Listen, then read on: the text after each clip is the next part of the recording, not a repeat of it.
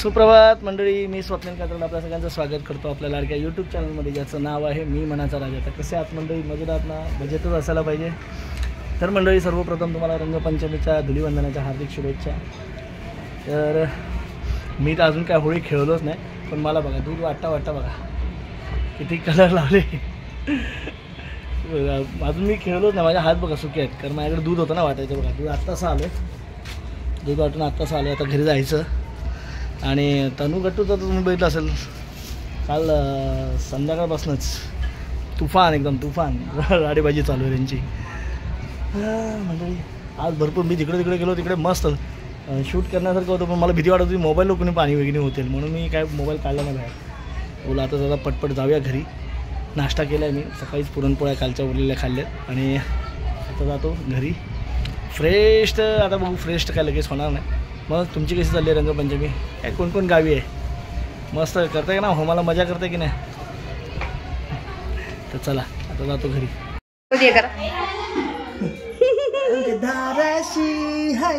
गावाला दूध वाटा. तुम्ही होळी लावला कलर कोणी लावला? हे काय पोरं बिरं सगळं. अरे नोटा सोड, नोटा नाही ते पिशवी रे बा. कलर घेणार नाही नोटा, कलर लागल्या.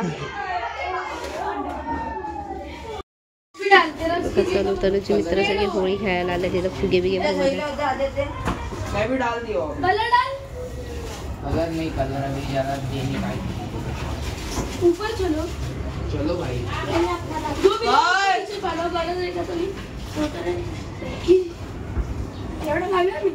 देखा गया हो ग्रीन कलर क्या कहले? अरे घे पैर पे देख, अबे पैर पे पानी. ए इकडे बघा.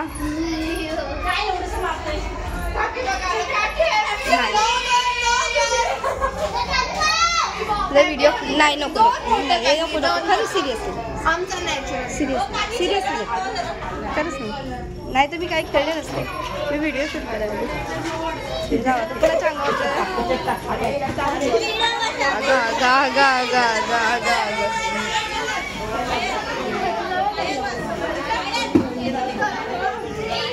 सगळी काळी निळी झाल्यात नुसती, सगळी काळी निळी नुसती. हा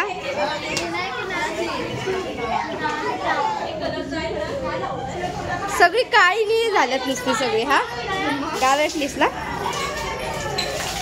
एन्जॉय करा चला.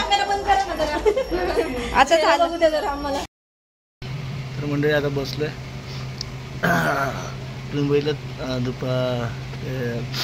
रंगपंचमीवरनं आलो. म्हणजे मी काय खेळलो नाही आज. मला जो दूध वाटताना जो कलर लागला होता तेवढंच. होळी काय खेळलो नाही मी, कारण मलाच उशीर झाला काल.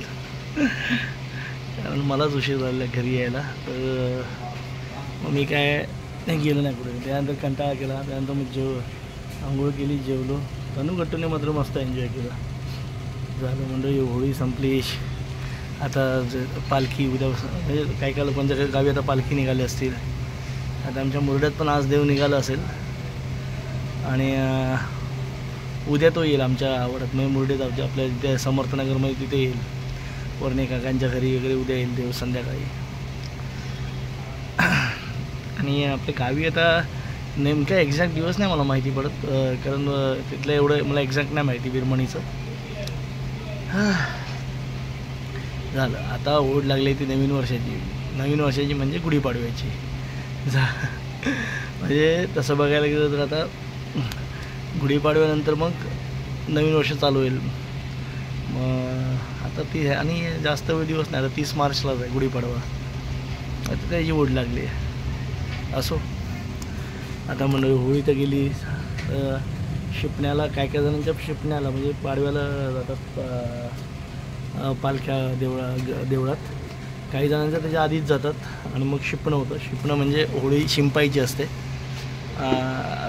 मला फक्त ते माहिती आहे 1-2 थोडंसं म्हणून, नाहीतर असं मला डिटेलमध्ये माहीत नाही त्याचं काही शास्त्र वगैरे ते माहीत नाही.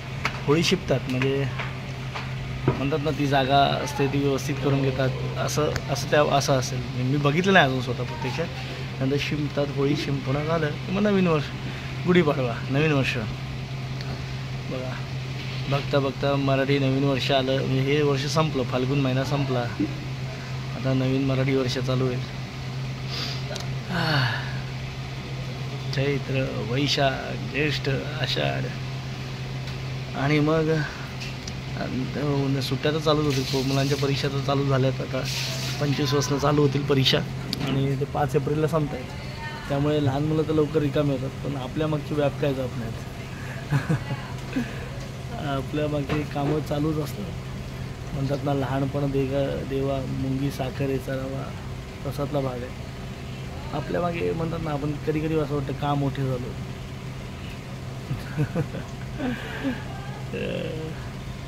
बरोबर आहे. म्हणजे काय काय नैसर्गिक आहे. काय काय गोष्टी विशिष्ट वयातच असतात. त्यानंतर त्याचा ग्रोथ झाला नाही तर मग त्याच्यातली मजा पण राहत नाही, रस पण राहत नाही. बरोबर. निसर्गाने सगळं, देवाने सगळं, ईश्वराने सगळं प्लॅनिंग करून केलेलं आहे. असो मंडळी, होळी झालेली आहे. आता काय पालख्या फिरतील, तर असं चालू राहील. आणि आपलं पण आता उद्यापासून काय रोजचं जातं दुधाचं. हां, आता मात्र एवढंच की आता 3 दिवस मात्र लोकांना सुट्ट्या चांगल्या आल्या होत्या. आजची गुढीपाडव्याची, त्यानंतर मग शनिवार रविवार लागून सुट्ट्या आल्यात. त्यामुळे काय मस्त एन्जॉय. तर चला म्हणजे आता तुमचा जास्त टाईमपास न करता मी सुद्धा इथेच थांबतो या व्हिडिओमध्ये. पुन्हा भेटू उद्या सकाळी. तोपर्यंत tata, bye bye, good night, शुभरात्री.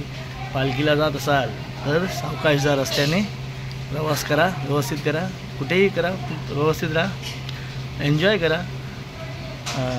जीवन धोक्यात नका टाकू मंडळी, एवढंच सांगणं आहे. चला.